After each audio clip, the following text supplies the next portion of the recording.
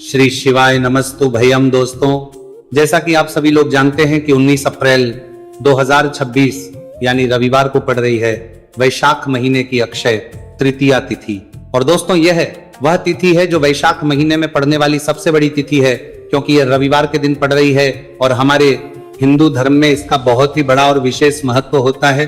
पूज्य गुरु जी ने कहा है कि अगर कभी भी मौका लग जाए और वैशाख महीने की अक्षय तृतीया तिथि रविवार को पड़ जाए तो आप लोगों को सिर्फ और सिर्फ 11 गेहूं के दाने वाला उपाय तो अवश्य ही करना चाहिए, क्योंकि इन दोनों तिथियों का संयोग बहुत ही कम आता है। इसी के साथ दोस्तों, गुरु जी ने कहा है कि जब भी वैशाख महीने की अक्षय तृतीया तिथि पड़े तो आप लोगों को सिर्फ और सिर्फ 11 गेहूं के दाने वाला उपाय तो अवश्य करना। यह उपाय इतना खास है कि अगर आपने सही मुहूर्त पर सही क्रिया अनुसार 11 गेहूं के दाने वाला उपाय कर लिया, जो प्राचीन काल के समय का महा उपाय है, तो मान के चलिए दोस्तों, महादेव जी के आशीर्वाद से आपके जीवन का कितना ही बड़ा दुख हो उससे आपको मुक्ति मिल जाएगी। आपकी कोई भी मनोकामना हो, मान लीजिए आप नौकरी की तैयारी कर रहे थे तो आपकी नौकरी लग जाएगी, आपका बंद पड़ा व्यापार चल पड़ेगा। और दोस्तों, आप जिस बीमारी से आप बहुत दिनों से परेशान थे उस बीमारी से आपको मुक्ति मिल जाएगी। आपके जीवन में धन आना शुरू हो जाएगा, आपके जीवन में धन आने के नए नए रास्ते खुल जाएंगे। और मान के चलिए दोस्तों, फिर आपको किसी भी प्रकार की परेशानी का सामना नहीं करना पड़ेगा। इसीलिए दोस्तों, 19 अप्रैल रविवार के दिन आप लोगों को इस वाले उपाय को जरूर कर लेना है। भले ही आपने पूरे साल भर इस उपाय को ना किया हो, पर अगर आपने इस वैशाख महीने में पड़ने वाली अक्षय तृतीया तिथि के दिन अगर इस वाले उपाय को कर लिया तो आपको इस उपाय को करने का वह फल मिलेगा जिसकी आपने कभी भी नहीं करी होगी। इसीलिए आप लोग इस गेहूं वाले उपाय को एक बार जरूर कर लेना, ताकि आप लोगों के हाथ से यह मौका ना जा सके और आपको इस उपाय को करने का फल मिल सके। दोस्तों, यह उपाय पंडित जी ने अपनी अभी की ही शिव महापुराण की कथा में बताया है, जो इस उपाय को आज हम आपको बहुत अच्छे से समझाने वाले हैं। इस वीडियो को देखने के बाद इस उपाय को समझने के लिए आपको कोई और वीडियो को देखने की जरूरत नहीं पड़ेगी। तो दोस्तों, इस उपाय को आपको कैसे करना है, कब करना है, कहां पर करना, और उपाय को करते समय आपको किन किन गलतियों को नहीं करना है और आपको किन किन बातों का ध्यान रखना है, यह सारी जानकारी हम आपको इस वीडियो में देंगे। तो चलिए भक्तों, उपायों को शुरू करते हैं। अगर आप भी चाहते हैं कि महादेव जी का आशीर्वाद आप पर सदैव बना रहे तो वीडियो को लाइक करें, चैनल को सब्सक्राइब करें और कमेंट बॉक्स में हर हर महादेव जरूर लिखें। और अपने फायदे के लिए, गरीबी दूर करने के लिए इस वीडियो को पूरा देखकर जाना। यदि आज आपने वीडियो को बीच बीच में से देखा, काट काट कर देखा, तो जीवन में आपको कभी सफलता हासिल भी नहीं होगी। दोस्तों, ये 19 अप्रैल रविवार अक्षय तृतीया तिथि का दिन ये इतना खास होता है, इतना महत्वपूर्ण होता है। देखा गया है कभी कभी बड़े बड़े पूजा पाठ अनुष्ठान से जो मनोकामना पूर्ण नहीं होते, वह 19 अप्रैल रविवार के दिन एक छोटे से उपाय करने से ही आपकी मनोकामना पूर्ण हो जाती है। अब हम समझते हैं इस वाले उपाय को हमें करना किस समय है। इस 11 गेहूं के दाने वाले उपाय को हमें वैशाख महीने के रविवार के दिन करना किस समय है। तो देखिए, इस उपाय को करने का जो समय है वह सुबह का समय है और शाम का समय है। अब देखिए, यहाँ पर हम मुख्य रूप से सुबह का समय नहीं बोलेंगे, क्योंकि 19 अप्रैल रविवार अक्षय तृतीया तिथि का दिन है और इस दिन प्रदोष काल के समय का बहुत महत्व होता है। बाकी अगर सुबह के समय भी करेंगे तो भी अच्छा होगा, उसमें कोई भी दिक्कत वाली बात नहीं है। तो चलिए जानते हैं इस विशेष उपाय के बारे में। लेकिन उससे पहले एक प्रार्थना, अगर आप इस चैनल पर नए हैं तो आप इस वीडियो को लाइक करें, चैनल को सब्सक्राइब करें और कमेंट बॉक्स में आप अपनी राशि या अपना नाम जरूर डाल दें, क्योंकि हम राशि से भाग्य भी बताते हैं और भाग्य में चल रही परेशानियों को दूर करने के लिए वो आसान से आसान उपाय भी बताते हैं। तो चलिए अब हम अपने सबसे पहले उपाय की बात कर लेते हैं। देखो, गुरुजी ने कहा है कि अगर रविवार के दिन अक्षय तृतीया तिथि पड़ जाए तो इस दिन आपको 11 गेहूं के दाने वाला उपाय तो अवश्य ही करना चाहिए। देखो, ये उपाय, यदि आपके जीवन में कर्जा बहुत अधिक है, आपके जीवन में संकट बहुत अधिक रहते हैं, आपके ऊपर बहुत अधिक विपदा आ रही है, बार बार आपको अपने व्यापार में और अपने धन में हानि देखने को मिल रही है कि आपको प्रत्येक कार्य में हानि हो रही है, तो आपको ये उपाय करना चाहिए। देखिए, इस उपाय के लिए आपको 11 गेहूं के दाने आपको लेने हैं।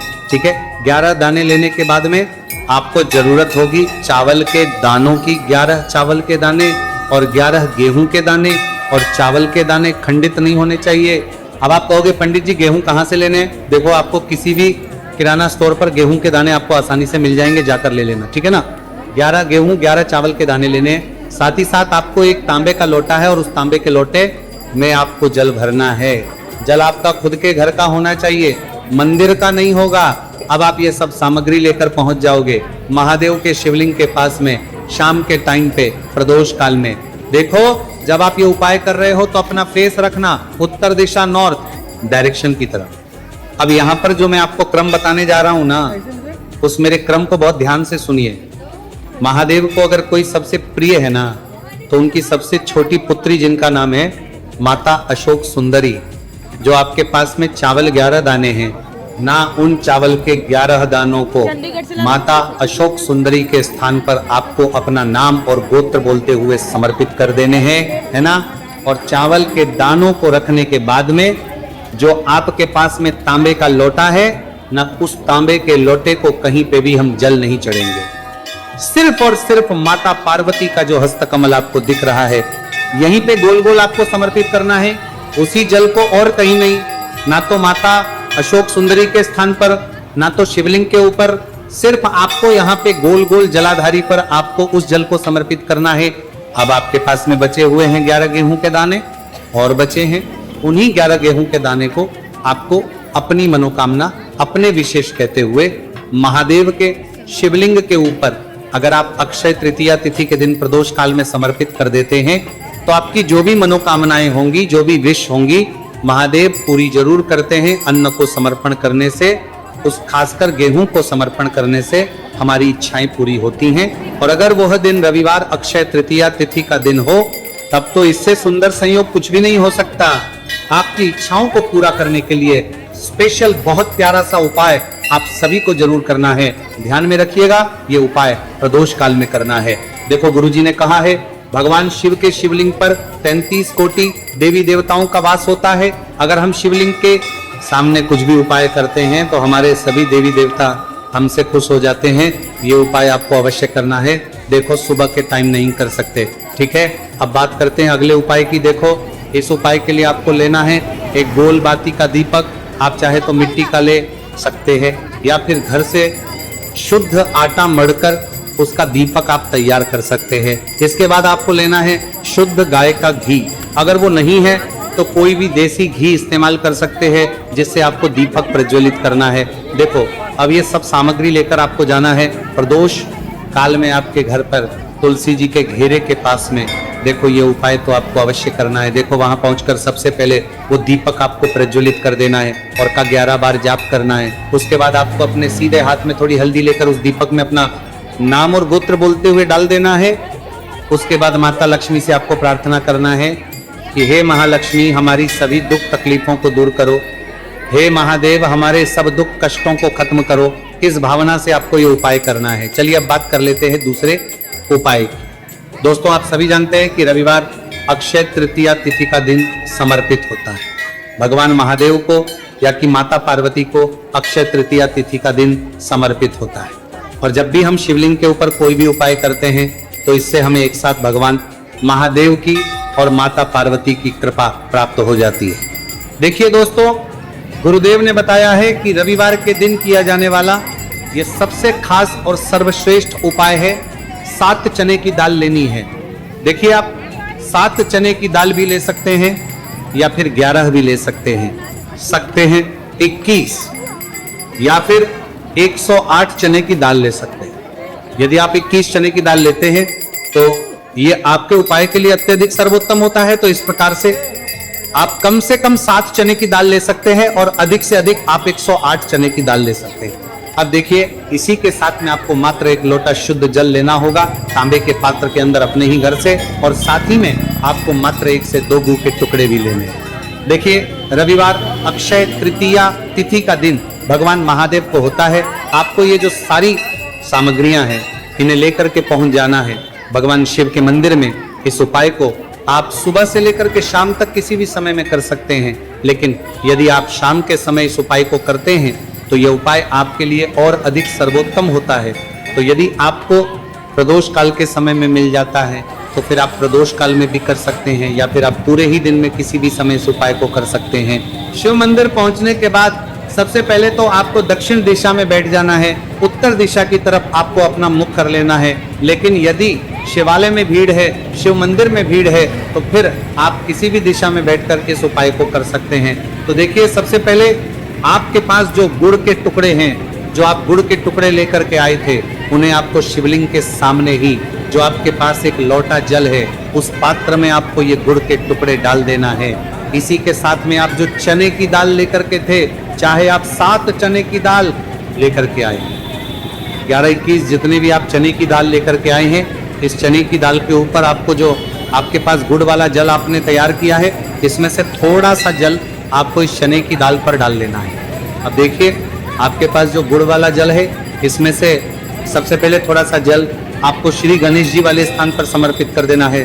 श्री शिवाय नमस्तुभयम इस मंत्र का जाप करते हुए फिर थोड़ा सा जल आपको श्री कार्तिकेय जी वाले स्थान पर समर्पित करना है। श्री शिवाय नमस्तुभयम इस मंत्र का जाप करते हुए फिर थोड़ा सा जल आपको माता अशोक सुंदरी वाले स्थान पर भी समर्पित करना है। श्री शिवाय नमस्तुभयम इस मंत्र का जाप करते हुए फिर थोड़ा सा जल आपको माता पार्वती के हस्त कमल पर समर्पित करना है और आपको श्री शिवाय नमस्तुभयम इस मंत्र का जाप कर लेना है।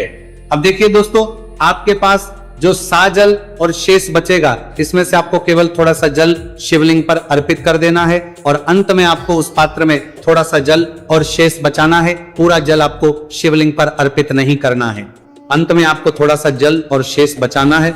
अब देखिए, आप जितनी भी चने की दाल लेकर के आए हैं, अगर आप 7 चने की दाल लेकर के आए हैं, तो आपको 7 बार श्री शिवाय नमस्तुभयम इस मंत्र का स्मरण कर लें।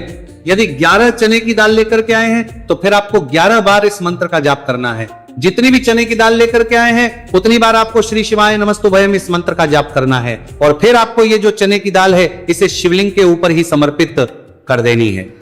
लेकिन आपको ये चने की दाल बृहस्पतेश्वर महादेव का स्मरण करते हुए ही शिवलिंग पर अर्पित कर देनी है और आपको अपनी मनोकामना को भी बोल देनी है।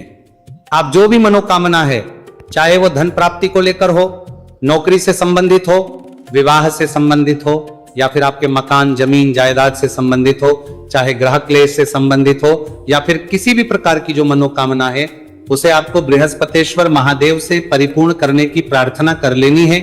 और इसके बाद आपके पास जो पात्र के अंदर थोड़ा सा से जल और बचा हुआ था, इसे भी आपको धीरे धीरे भगवान शिव की पर ही अर्पित कर देना होगा।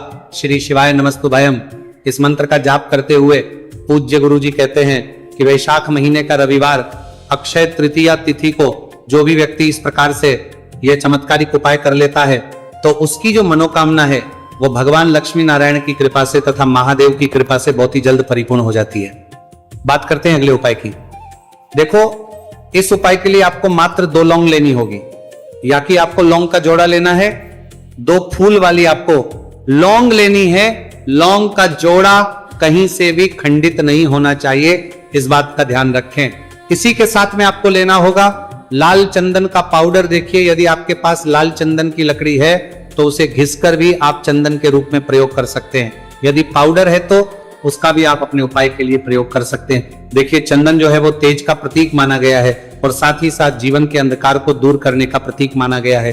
अब इसी के साथ में आपको मात्र एक तांबे के पात्र के अंदर शुद्ध जल लेना होगा अपने घर से। अब दोस्तों, ये तीनों सामग्री लेकर के सीधे आपको पहुंच जाना होगा भगवान शिव के मंदिर में। देखिए, इसी के साथ में आपको एक गोल बाती का दीपक भी लेना होगा। दीपक आप मिट्टी का भी ले सकते हैं, शुद्ध आटा मढ़कर उसका भी तैयार कर सकते हैं, और दीपक में आप शुद्ध घी का प्रयोग करना है। लेकिन जैसे ही आप इन सभी सामग्रियों को मंदिर में लेकर के पहुंचेंगे, मंदिर में जैसे ही आप चौखट के वहां पर पहुंचेंगे, तो मंदिर की चौखट के सीधे तरफ आप जो अपने साथ एक गोलबाती का दीपक लेकर के आए हैं, उसे आपको सबसे पहले तो प्रज्वलित कर देना है। यानी कि जैसे ही आप मंदिर की चौखट के वहां पर प्रवेश करते हैं, तो उसके सीधे तरफ आपको ये गोलबाती का दीपक प्रज्वलित कर देना है।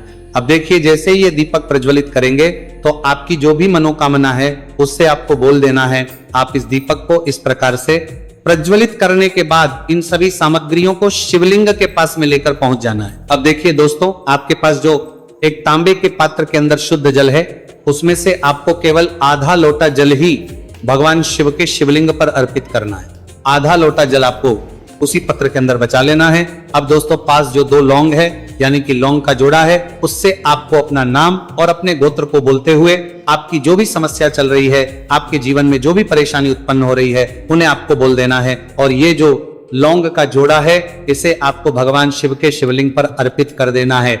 जैसे आप ये 2 लौंग शिवलिंग पर चढ़ाएंगे तो अपना हाथ जो है वहां पर आपको रखना है और महादेव से आपको करनी है कि मेरे जीवन की ये जो परेशानियां है ये सभी दूर हो जाए। यानी कि आपके जीवन में धन की संबंधित परेशानी चल रही है, कर्ज की समस्या चल रही है, बच्चों का पढ़ाई लिखाई में मन नहीं लग पा रहा है, घर के जो आर्थिक संकट है वह सभी दूर हो, व्यापार आपका ढंग से नहीं चल पा रहा है, घर में रोग की स्थिति बनी हुई है, यानी कि जिस भी प्रकार की आपकी समस्याएं हैं उसे आपको बोल देना है और महादेव से इन सभी समस्याओं को दूर करने के लिए आपको प्रार्थना कर लेनी है।